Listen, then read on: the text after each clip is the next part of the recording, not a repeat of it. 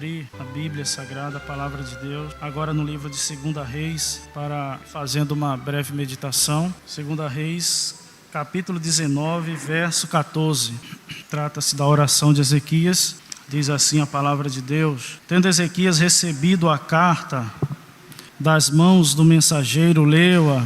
Então subiu à casa do Senhor, estendeu-a perante o Senhor e orou perante o Senhor, dizendo: Ó Senhor Deus de Israel, que estás entronizado acima dos querubins, tu somente és o Deus de todos os reinos da terra, tu fizeste os céus e a terra. Inclina ao Senhor o ouvido e ouve, abre, Senhor, os olhos e vê. Ouve todas as palavras de Senaqueribe, as quais ele enviou para afrontar o Deus vivo.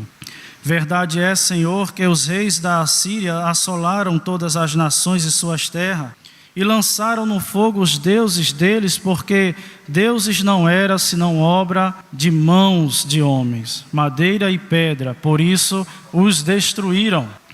Agora, pois, ó Senhor nosso Deus, livra-nos das suas mãos, para que todos os reinos da terra saibam que só tu és o Deus, o Senhor Deus. Então Isaías, filho de Amós, mandou dizer a Ezequias: Assim diz o Senhor, o Deus de Israel, quanto ao que me pedisse acerca de Senaqueribe, rei da Assíria, eu te ouvi. Amém? Oremos ao Senhor. Pai bom e eterno, louvado seja o teu nome. Quero nesse momento, Senhor, pedir a tua graça, tua misericórdia, e que nesse momento, Senhor, venha ser favorável e me ajude, Pai, a transmitir, Senhor, a tua boa e santa palavra, com alegria, com honestidade, que o Senhor venha nos fortalecer nesse momento e que possamos aqui, meu Deus, aprender, ser de alguma forma instruído pelo Senhor nesse momento. Em nome de Jesus, nos auxilia, assim oro e agradeço. Amém. Irmãos, aqui neste livro sagrado, está registrado para mim uma das maiores histórias de livramento, que o Senhor Deus deu ao seu povo por meio da oração, por meio da oração de um servo de Deus, Ezequias, a quem buscou a Deus, um servo de Deus que também foi chamado por Deus para reinar sobre Judá, filho de um pai totalmente perverso, que segundo a palavra de Deus fez o que era mal aos olhos do Senhor, um rei totalmente idólatra, mas que o Senhor se volta para o seu filho, para Ezequias, e a boa mão de Deus sobre Ezequias o faz reinar sobre Judá, sobre o reino do sul,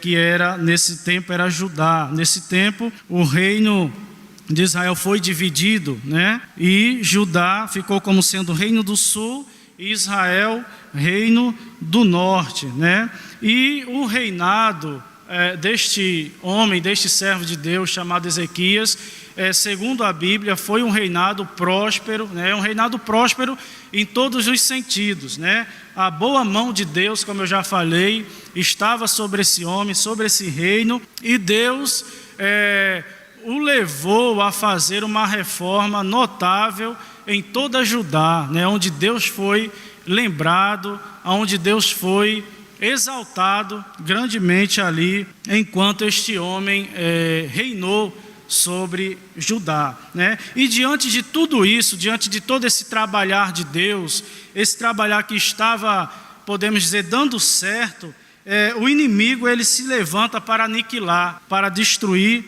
para se opor àquilo que estava dando certo. E há uma fala de Ezequias em sua oração, muito interessante, aqui no final do verso 15, na parte B do verso 15, onde ele diz: Ó Senhor Deus de Israel, que estás entronizado acima dos querubins, tu somente és o Deus de todos os reinos da terra, tu fizeste os céus e a terra. Ou seja, com isso, Ezequias ele afirma que Deus ele tem o controle de todas as coisas, Ele está com seu coração firme, com a sua fé voltada para o seu Criador.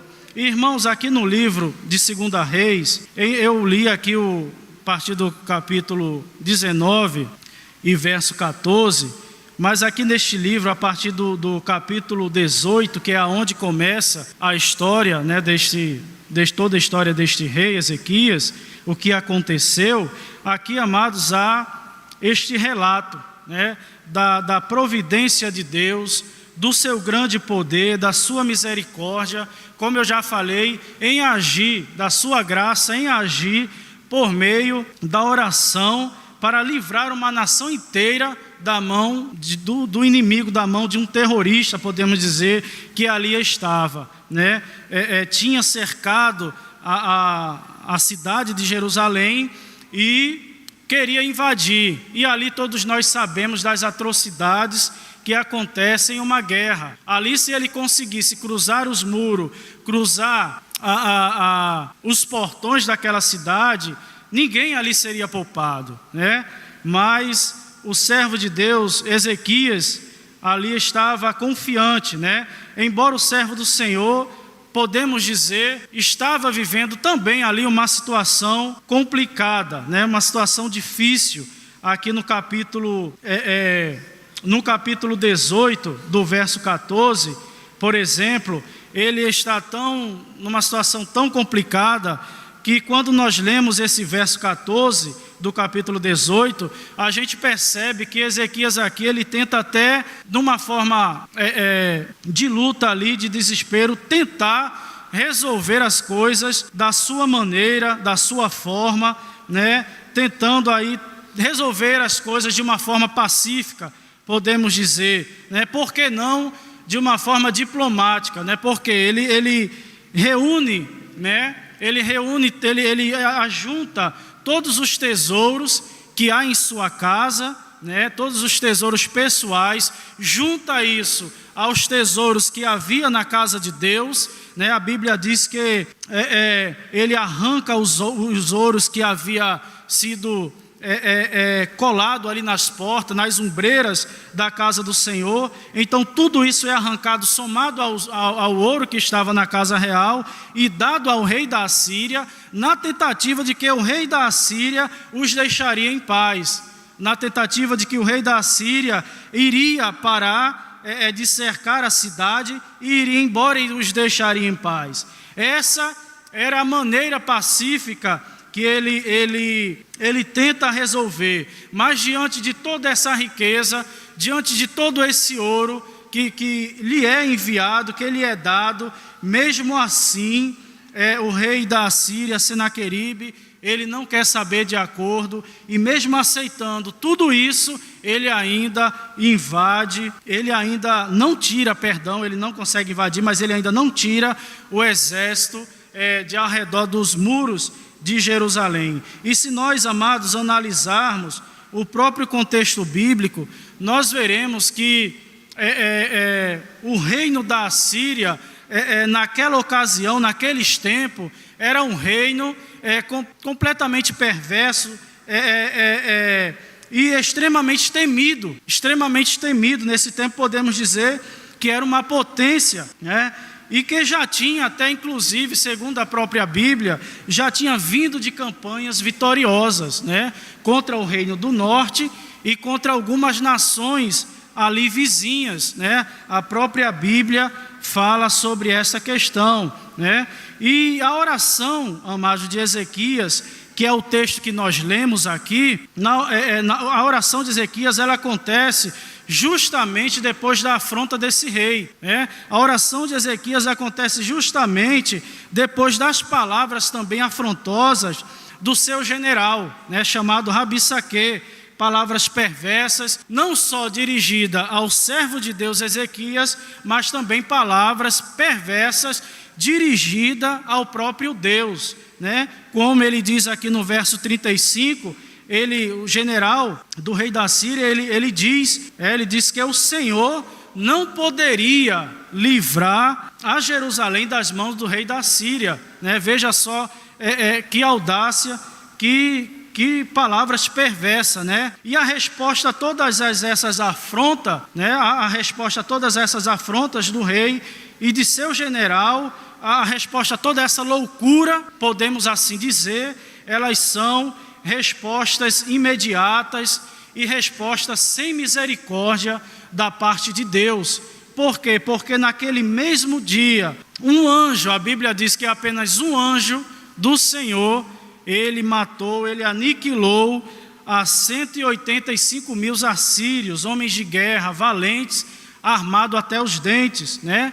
E como se não bastasse, a vida do próprio rei foi ceifada na sua própria terra pelas mãos dos seus 2 filhos. Então, amados, podemos entender que a cobrança de Deus aqui na vida do rei, na vida desta nação, foi uma cobrança realmente severa, sem piedade, né? E nesta oração de Ezequias, amados irmãos, nós encontramos algumas características típicas de um verdadeiro servo de Deus, né? Nós encontramos aqui algumas características típicas de alguém que depende de fato de Deus, que não se preocupou em devolver as afrontas ali sofridas, mas que confiou em Deus, em uma atitude de oração, em uma atitude aqui de quebrantamento e de total dependência de Deus, né? E como nós podemos ver, as suas petições por Deus, elas foram ouvidas, elas foram aceitas, né? E louvado seja Deus por isso. E amados, com base nesta louvável atitude de Ezequias, né? Com base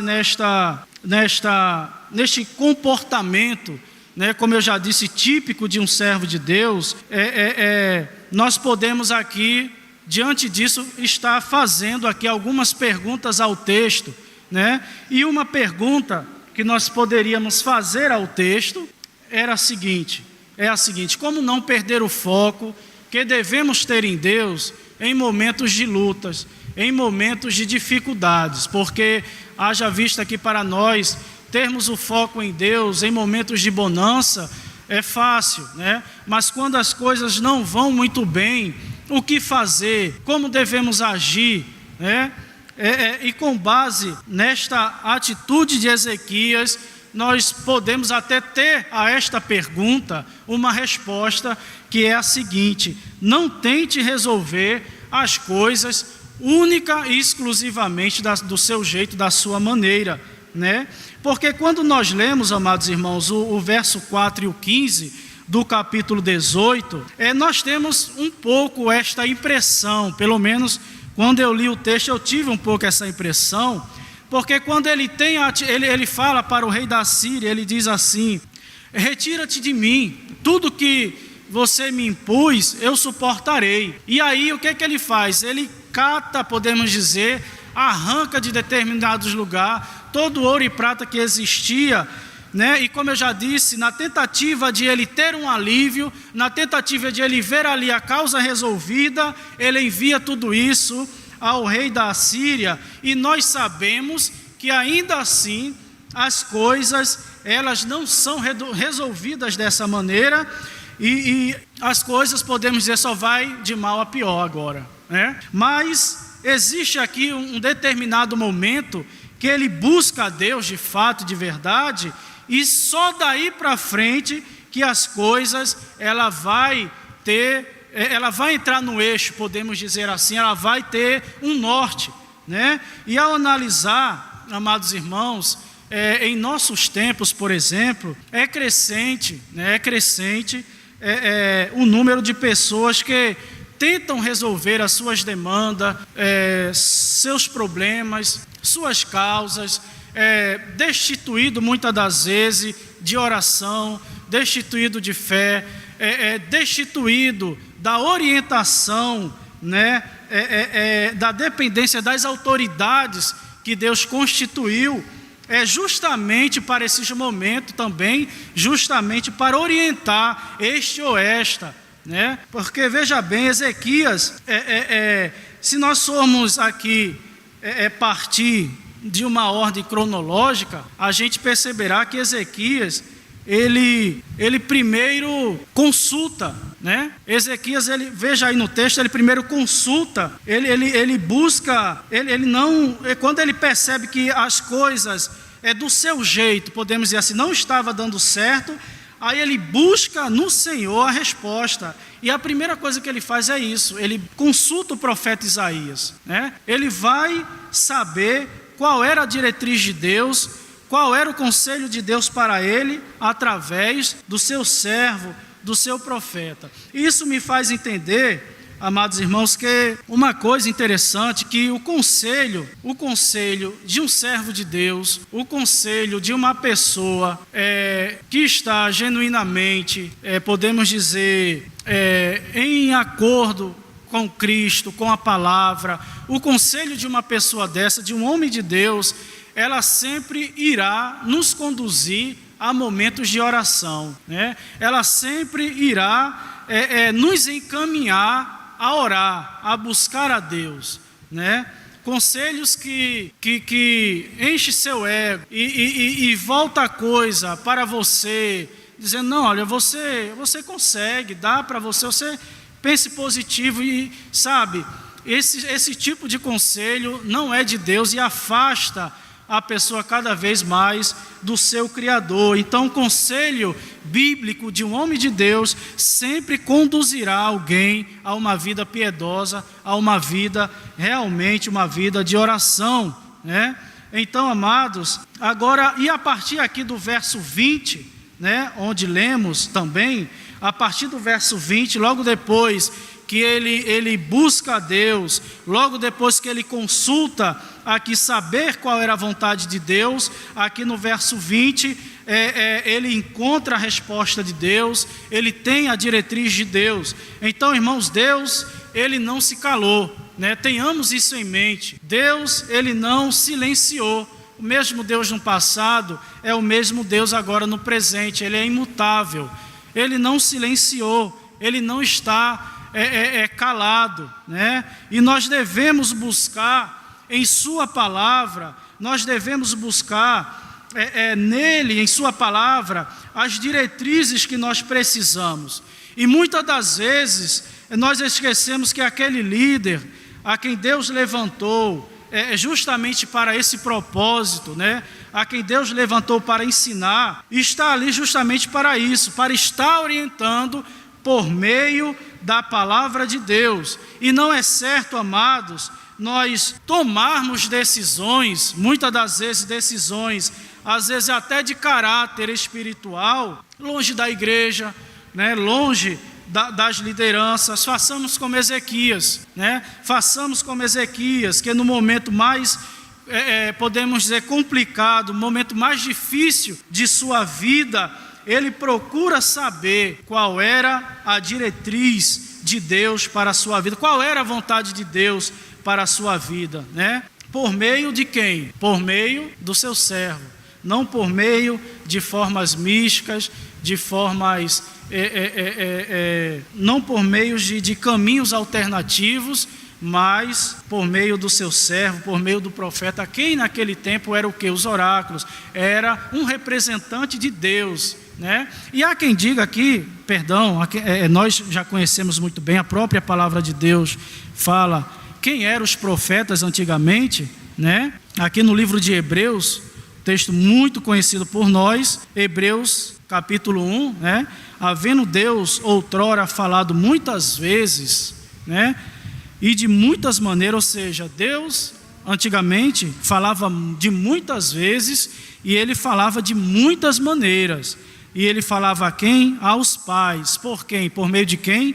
Pelos profetas, né? Neste último dia nos falou pelo Filho, a quem constituiu herdeiro herdeiro de todas as coisas, pela qual também fez o universo. Ou seja, Deus ele falava e Deus ele fala, e hoje ele fala por meio do Filho, hoje ele fala por meio da sua palavra, né? Então tenhamos em mente, amados, que lutas, que problemas, que dificuldades, às vezes dificuldades até mesmo de relacionamento em casa, até mesmo na igreja, tudo isso só será vencido aos pés do Senhor. Nada disso será vencido se isolando, né? Se ocultando, não. E isso só será vencido aos pés do Senhor, em convívio ali com a igreja, em convívio com as lideranças, né?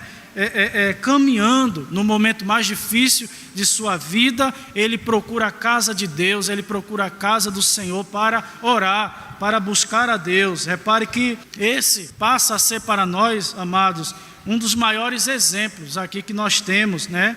Nesse servo de Deus, que em meio a tudo isso, né, ele consegue olhar para Deus e ele consegue ver nesse momento de oração, um momento de refrigério, um momento de alívio, né, de alto refúgio, né, de olhar para a casa de Deus, para o momento de oração, ele vê isso como um alto refúgio, e ele busca a Deus, e as suas orações são ouvidas pela misericórdia de Deus. Amém?